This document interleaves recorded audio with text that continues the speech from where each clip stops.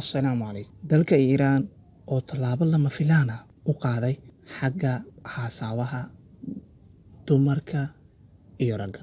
Maxay tahay faa'iido ugu jirta? Maxayna ka damacsan yihiin? Waa maxay ujeedka guud? Maxaana arrintan loo fududeynayaa? Su'aalahaas dhammaan aad isweydiinaysid daawade.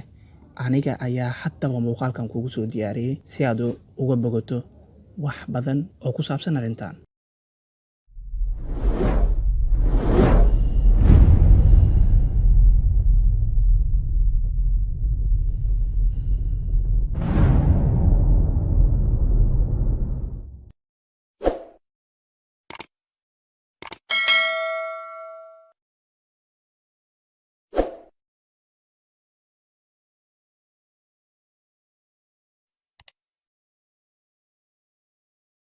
Saddex iyo tobankii bisha July isla sanadkan, booliska dhinaca internetka ee Iiraan ayaa sheegay in barnaamijka lagu magacaabo Hamdan uu noqon doono midka keliya ee sharciga ka ah dalkani oo ay dhalinyaradu ku haasaawi karaan.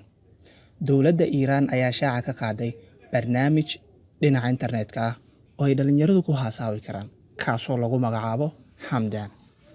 Ujeeddada waxay tahay in dhalinyarada loo fududeeyo guurka, iyadoo waddankaas ay muddooyinkan ku bateen dadka isfuraya. Sidoo kale waxaa hoos u dhacday tirada carruurta dhalanaysa sanad walba dalkaasi. Aabka magac loo bixiyey ee Hamdan mayn ahaan wuxuu yahay wehel marka laga soo fiiriyo ama laga eego luqadda Bershiyanka oo asal ahaan lagu sheego dalkan in looga hadlo. Waxaa soo saaray hay'ad ay dowladdu u xil saartay. Hay'addaas waxay sheegeen in loo adeegsaday qalab isku raadiya dadka haasawa doonka ah, waxaana loo ogol yahay dadka iskaabulada ah ee raadiya guur waara oo keliya. Waxaana dhammaan dadka isticmaala loo ogol yahay wiilka in uu keliya hal xaas ka raadiyo bartaas. Barnaamijyada internetka ee lagu haasawo ayaa ku badan dalkaas, laakiin hadda wixii ka bilowdo waxaa sharci noqon doono isticmaalka halkan barnaamij ee lagu magacaabo Hamdan. Sharciga Iiraan ayaa sidoo kale dembi ka dhigaya gogol dhaafka ama xiriirka ka baxsan guurka, maadaama dalkaasi uu yahay dal Islaama. Sida lagu sheegay bogga internetka ee barnaamijka Hamdan, dhammaan dadka isticmaalaya ayaa laga dalbanaya inay xaqiijiyaan jiritaankooda, ayna maraan imtixaanaad dhinaca maskaxda ah ka hor inta aysan bilaabin shukaansiga.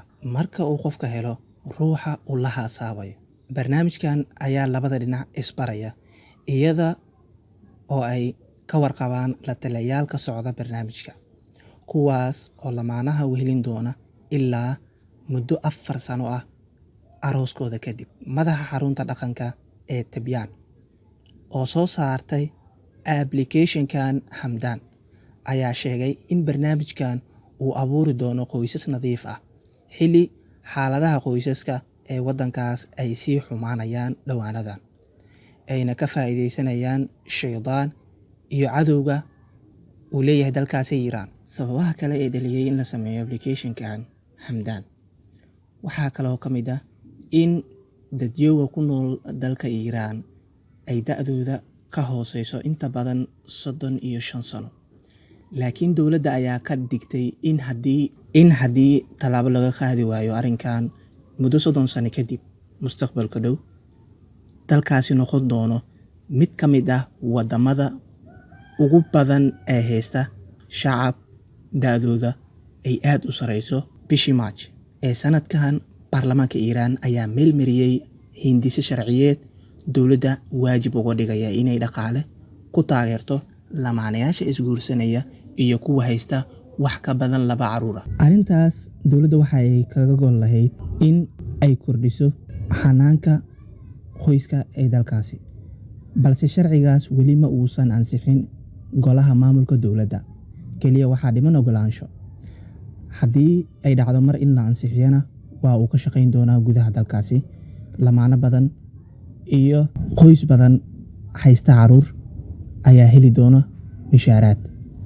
Sanadkii la soo dhaafay, dowladda waxay bilowday inay xakamayso heerka la gaarsiin karo qorshaha ubad kala korinta ee laga sameeyo isbitaalada dowladda. Daawooyinka uurka kala fogeeyo ayaa loo oggol yahay oo keliya haweenka ay naftooda khatar galayso haddii ay uur yeeshaan. Muuqaalkeenii maanta ayaa halkaa inooga eg. Assalaamu calaykum.